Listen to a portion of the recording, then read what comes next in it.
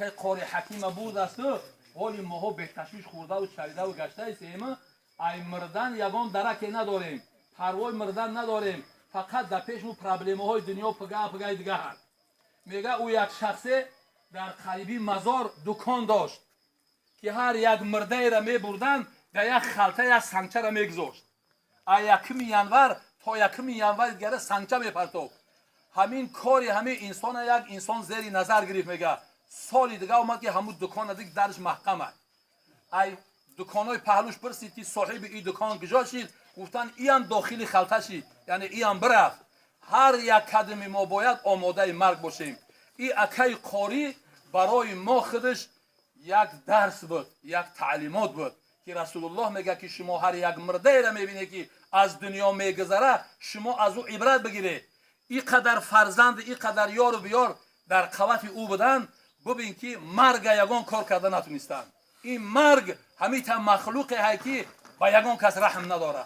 اجل پروای پیغمبر ندارد، اجل پروای سیم و زر ندارد. عجب رسم است رسم آدمیزاد که جانش میرود باور ندارد.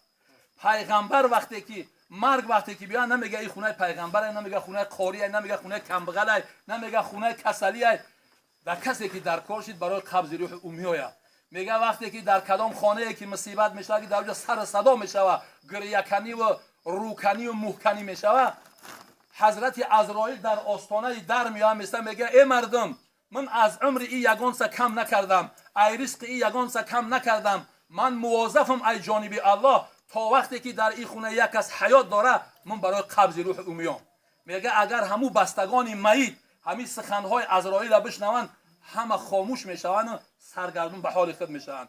میگه که اکی قاری را خداوند رحمتش کنه که حالی در مردم در کار بود، بسیار انسان شوخیز بود، شو بسیار میخواد خدا را عبادت میکرد. اینطوری انسان ها در جامعه ما بسیار کمند.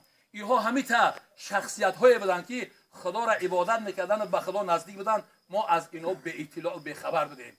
اینطوری انسان ها به صورت یک انسان های ساده فرمیگردند.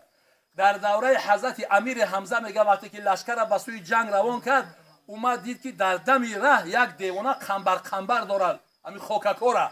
بعد گفتن که بگذاریم با او پره ره بره، اینجا خونه و در من همین خونه و در میجخه. حضرت امیر حمزه که حال هم لشکر همونجا بنده، او نگذاشته، او این دیوانه ما را نمیمونه که بگذاریم. بعد حضرت امیر حمزه گفت خونه و در تا نمیفروشی؟ گفت میفروشم. شو او چند پول؟ گفت 1 تنگه. بعد حضرت امیر حمزه 1 تنگه شد. بعد با بالای همون خونه و درش بیم گذاشت رفت. او بود او پر قنبر کرد. شو حضرت امیر حمزه خود دید که در جنت یک قصر زیبا که همه تماشاش دارن. گوی ای کی باشه؟ گفتن که امیر حمزه اینو به 1 تنگه خرید که ای خوش ویدار شید. با نزد همون دیوانه آمد که همون جای گو این خونه و در تا نمیفروشی؟ گو اوش در اوجا دیدی؟ لیکن این انسان ها انا همی خیلند. انا به همین خاطر این انسان بسیار شخصیت خوب بود، قاری خوب بود، عالم خوب بود، شیخ خوب بود، صوفی خوب بود، همه طرفه خوب بود. بازم خداوند رحمت و مغفرت کنه و این شخصیت قدم رنجه کردن خداوند اینها را هم اجر پاداش بده. اکی مولوی بخشش داد.